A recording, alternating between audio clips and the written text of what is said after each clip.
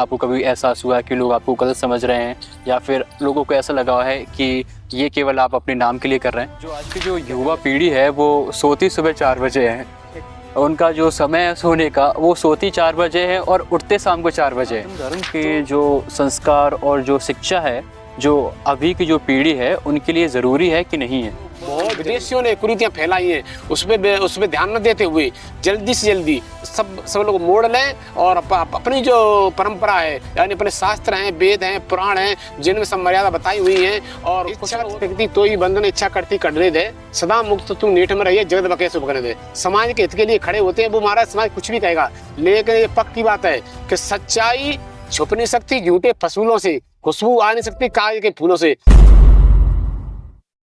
जय जय श्री राम, जय जय श्री राम। हम श्री कालिदास जी महाराज साईं धाम मंदिर तेजपुरा से अखिल भारतीय संत समिति के जिला अध्यक्ष हैं और आज हम माइक मंत्रा पे उपस्थित हैं इसलिए कि हम अपने विचारों को, अपने भावों को और जो हमारी पीढ़ी है, नई पीढ़ी, उसको नई दिशा दिलाने का काम करने का काम और इनको ऐसा उपदेशात्मक रूप से इनको एक दिशा देना चाहते हैं ताकि हमारे विचारों के अनुसार ये भी आगे चलें, समझें और अपने धर्म को आगे बढ़ाने का काम करें। हेलो गाइस, मेरा नाम है अभिषेक गुरु और आप देख रहे हैं माइक मंत्रा। संत होते हुए भी आप सामाजिक आंदोलन में आप कैसे आए? संत होने का उद्देश्य यही है कि संत हमेशा समाज की ओर देखते हैं और समाज को नई दिशा दिखाने का काम करते हैं। संतों का उद्देश्य है कि वेद, पुराण, शास्त्र और पुरानी जो परंपरा है उनको याद करके और उनके अनुसार स्वयं जीवन चला करके और पुख्ता बना करके उसके बाद अपने विचारों को और उन विचारों के द्वारा यानी समाज को अच्छी दिशा दिखाने का काम करे, धर्म को यानी समाज में प्रचार प्रसार करे अपने धर्म की। हमारा सनातन जो धर्म है वास्तविक क्या है, वो कहीं अगर विचारों के अनुसार एक दूसरे मतानुसार जो हमारी नई पीढ़ी है, युवा पीढ़ी है, वो रास्ता भटक जाती है। तो रास्ता भटक जाती है तो रास्ता दिखाने के लिए समाज में संतों को आना पड़ता है। समाजों में आकर के अपनी विशेष बात को या धर्म की बात को आगे रखना पड़ता है। इसीलिए संतों को समाज में आना पड़ता है और इनकी दर्द को, दुख को देख करके संत इसलिए समाज में आते हैं और उनके अपना जो वास्तविक विचार है उसको रखते हैं। सनातन धर्म के जो संस्कार और जो शिक्षा है जो अभी की जो पीढ़ी है उनके लिए ज़रूरी है कि नहीं है? बहुत ज़रूरी है, अधिकांश ज़रूरी है। अगर हमारी युवा पीढ़ी अगर जाग जाए तो हमारा सनातन पुनः मजबूत हो जाए। कैसे? इसलिए कि जो हमारे पिछले संस्कार यानी पिछली जो हमारी परंपरा है उस परंपरा के अनुसार अपना जीवन चलाएंगे बच्चे। जैसे देखा जाए तो नशा के आदी होते जा रहे हैं और कई एक चर्च के बारे में इसके बारे में आदी होते जा रहे हैं और वे लोग अपना भविष्य खराब कर रहे हैं। हमारे जो वृद्ध हैं, वृद्ध तो वो गई, लेकिन युवा पीढ़ी अगर सही अपने सनातन पर सही काम करेगी तो उसके विचार विमर्श सही रहेंगे और समय पे जागना, समय पे चलना, समय पे बोलना, समय पे काम करना सही और समय के पाबंद रहेंगे तो हमारा भारत देश एक संस्कारवान हो जाएगा और निष्ठावान हो जाएगा और मजबूत हो जाएगा। इसलिए हम चाहते हैं कि हमारी युवा पीढ़ी मजबूत हो गई, संस्कारवान हो गई तो भारत हमारा पूरा संस्कार मजबूत हो जाएगा। उनको बदलने के लिए हम और क्या क्या कर सकते हैं? जैसे कि अगर जो युवा पीढ़ी है अगर हम उनकी सोच को बदलना चाहें तो क्या कदम उठा सकते हैं? इसके लिए कई जगह आप केंद्र भी लगा सकते हैं और उनको समझा सकते हैं और कई एक ऐसे देखा जाए कि पहले परंपरा में देखिए आप तो गुरुकुल होते थे तो गुरुकुल में बच्चे जाते थे और युवा हो जाते थे, उसके बाद संस्कारवान हो जाते थे, उसके बाद घरे पहुंचाए जाते थे। लेकिन वह परंपरा खत्म हो गई, अब तो सीधी कॉलेज स्कूल बन गए तो उसमें तो इंग्लिश वगैरह ऐसी तमाम बातें, हिंदी तो अपनी खत्म ही कर दी लोग है। तो इससे बहुत बड़ा घाटा होता जा रहा है और हमारा पूरा भारत देश से खतरे में है। तो हम चाहते हैं कि हमारे जो विदेशियों ने कुरीतियां फैलाई हैं उसमें ध्यान न देते हुए जल्दी से जल्दी सब लोग मोड़ लें और अपनी जो परंपरा है यानी अपने शास्त्र हैं, वेद हैं, पुराण हैं, जिनमें सब मर्यादा बताई हुई हैं और कुछ न हो तो हमारा गुरुकुल खोले जाएं और गुरुकुलों में अच्छे आचार्यों को, धर्माचार्यों को बिठाला जाए और वो एक उनको समझा बुझाएं, अच्छे संस्कार दें ताकि महाराज हमारी भारतीय संस्कृति पुनः मजबूत रहे और नई युवा पीढ़ी सही हो जाएगी। तो हमें विश्वास है कि सब काम बहुत अच्छे से हो जाएंगे। गुरुजी, क्या युवा पीढ़ी के लिए ब्रह्मचर्य जीवन जरूरी है? ब्रह्मचर्य रखना बहुत जरूरी है। ब्रह्मचर्य के लिए देखा जाए तो ब्रह्मचर्य एक महाशक्ति है, एक शक्तिमान है। अगर जो पीढ़ी, जो बच्चे या युवा और ब्रह्मचर्य से रहेंगे तो उसमें तेज रहेगा।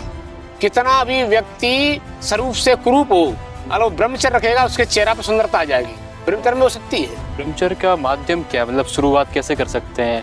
जो बहुत से युवा हैं जिन्होंने ब्रह्मचर्य का नाश किया है, वो शुरुआत कैसे कर सकते हैं? उसमें शुरुआत ये है कि हमेशा देखा जाए तो प्रातः काल उठ के रघुनाथा, माता पिता गुरु नामे माथा। तो ये क्या प्रातः काल है, यानी और सबसे पहले जगतपति जागे राम सुजान। हमारे राम जी से देख लीजिए, राम जी का एक चरित्र ऐसा है कि वो सबके लिए एक लागू बनता है, सबके लिए जैसा भी हो। तो हमारा कहने का उद्देश्य ये है, जो हमारे राम जी हुआ थे तो उस समय क्या करते थे, पहले हम सबसे पहले राम जी जगते थे और उसके बाद अपने माता पिता के पैर छूते थे। और वह अपना एक सिद्धांत है क्या, 4 बजे ब्रह्म मुहूर्त होता है, 4 बजे के बाद तुरंत जागना चाहिए, युवा पीढ़ी को जरूर जगाना चाहिए। उसके बाद वो किसी भी क्षेत्र में जाएगा वो हमारा सफलता पाएगा। जो आज की जो युवा पीढ़ी है वो सोती सुबह 4 बजे है, उनका जो समय है सोने का वो सोती 4 बजे है और उठते शाम को 4 बजे है, तो उनका विकास कैसे हो सकता है? यही तो क्रियाकलाप गलत हो गए हैं। हाँ। ये उल्टी दिशा के लिए जा रहे हैं, यही तो उनको सोच है। रामायण में लिखा है कि गाद तने मन चिंता व्यापी।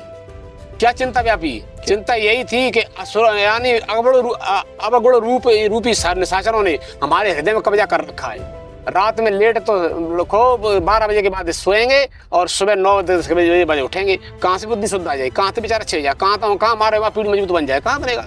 और उनका वीर क्षीण हो जाएगा। और वीर ज़्यादा अधिकांश देखना, जब युवा पीढ़ी की ऊर्जा जो जगती है वो 4 बजे के बाद ही जगती है। ब्रह्म में जो भी अगर अवगुण भी सक्सेस होगा और अच्छे गुण भी अच्छे सक्सेस होंगे, इसलिए जो जाग जाएगा उसको अच्छी ऊर्जा भी मिलेगी। और हमारे जो पीपल है वो अच्छी सौंदर्य देते हैं और अच्छी ऊर्जा देते हैं, अच्छी ऑक्सीजन देते हैं। उस ऑक्सीजन के पात्र बनेंगे वे जो जागेंगे तो पावेंगे, स्पष्ट लिखा है। तो इसलिए हम चाहते हैं कि हमारा जल्दी जागो और जल्दी सो। जल्दी सोने वाला व्यक्ति, जल्दी जागने वाला व्यक्ति निरोग रहेगा, अच्छा रहेगा और हर काम में प्रोफेशनल बहुत मजबूत रहेगा और हर काम करने में सफलता उसको मिलेगी। बहुत से लोगों ने अपना जीवन काफ़ी तरीके से बर्बाद कर चुके हैं। बहुत से जो युवा हैं वो गंदी आदतें और गंदी चीज़ों को देखते हुए, और बहुत सारी चीज़ें हो गई, नशे और इत्यादि बहुत सारी चीज़ें हैं। तो अब वो अगर वो अपनी लाइफ में सुधार करना चाहें तो क्या चीज़ें हैं जो सुधार कर सकें?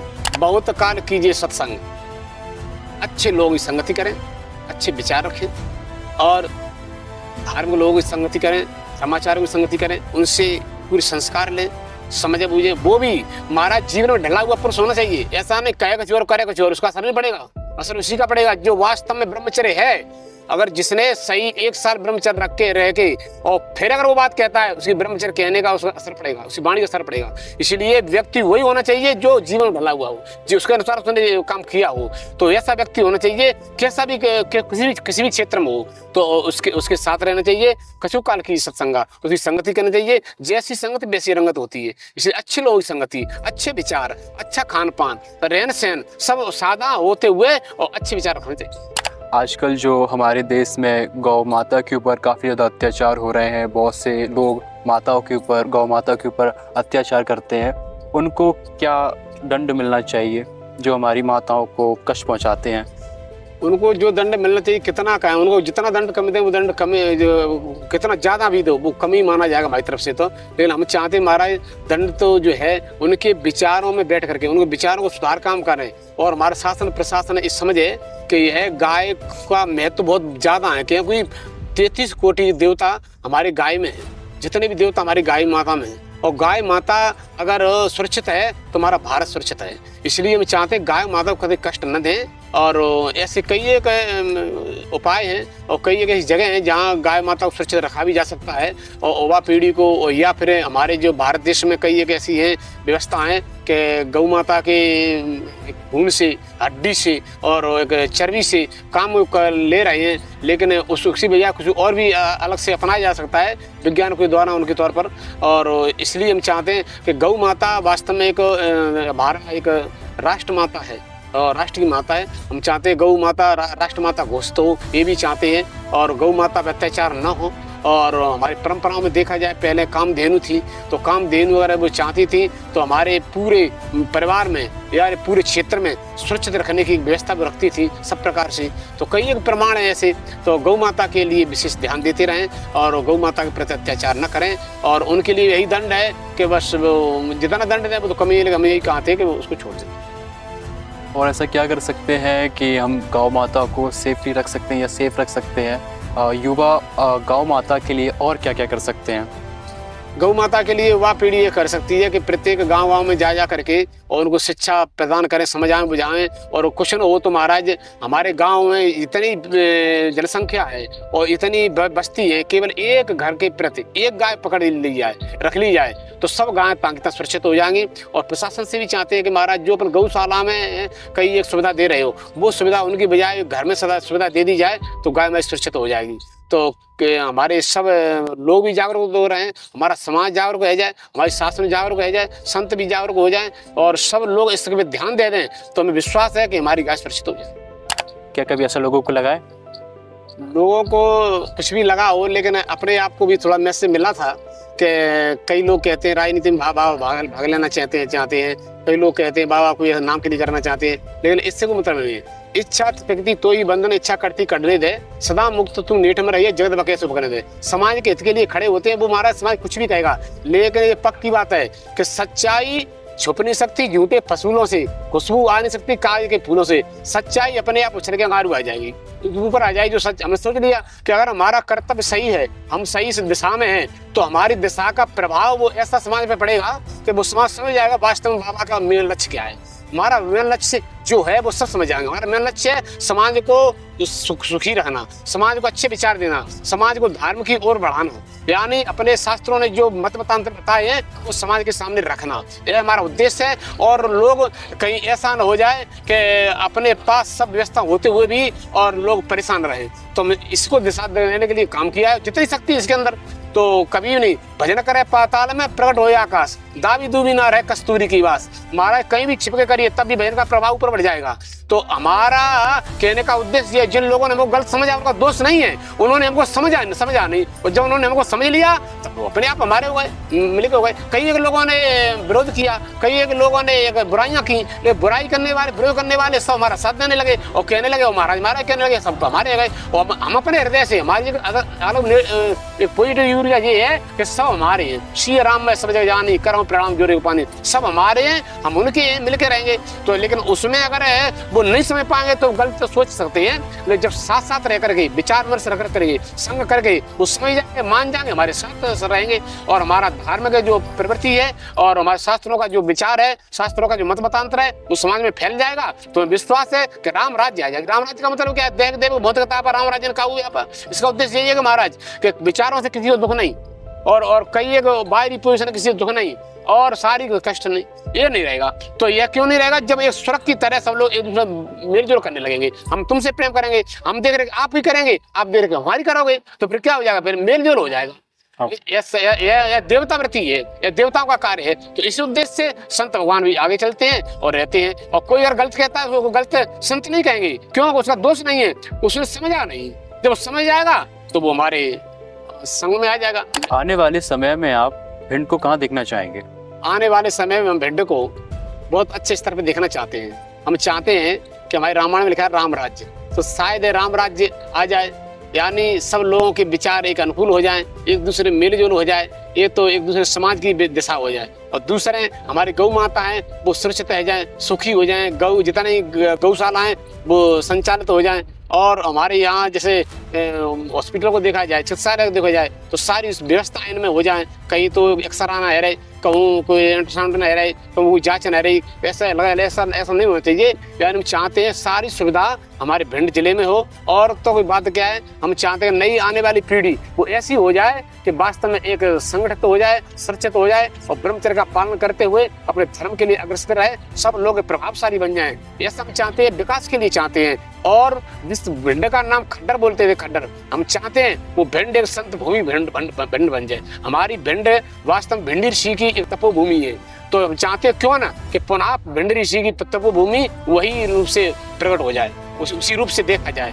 तो इसलिए हम चाहते हैं कि हमारी भिंड एक अच्छे स्तर पर जाए और सब लोग जागरूक रहें और जिले एक सबसे सर्वोच्च अच्छा जिला बन जाए। सब लोगों की प्रभावशाली भावना, प्रभावशाली विचार और एक दूसरे में मेलजोल की एक विचार स्थिति बनी रहे, यह चाहते हैं। प्रभु जी, आपसे मिलके हमें काफ़ी ज़्यादा अच्छा लगा और आपने बहुत सारी चीज़ें हमारे नए युवा पीढ़ी को बताई है, उसके लिए आपका धन्यवाद।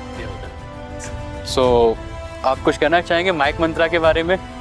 माइक मंत्रा के बारे में तो ये कहना चाहेंगे, बहुत बढ़िया आपने जो लक्ष्य रखा है और इसको हमेशा आगे बढ़ा देने का काम करते रहें, आप धर्म के लिए खड़े रहें। ऐसी युवा पीढ़ी महाराज हमारी माइक मंत्रा के द्वारा और अपने विचारों को, अपने संस्कारों को हमेशा समाज के ऊपर डालें, ताकि महाराज हमारे नई दिशा दिखाने का काम करते रहें। हमारी भारतीय संस्कृति है वो मजबूत बनी रहे, यह हमारा मेन उद्देश्य है और सब एक दूसरे मेल जोल भावना बनी।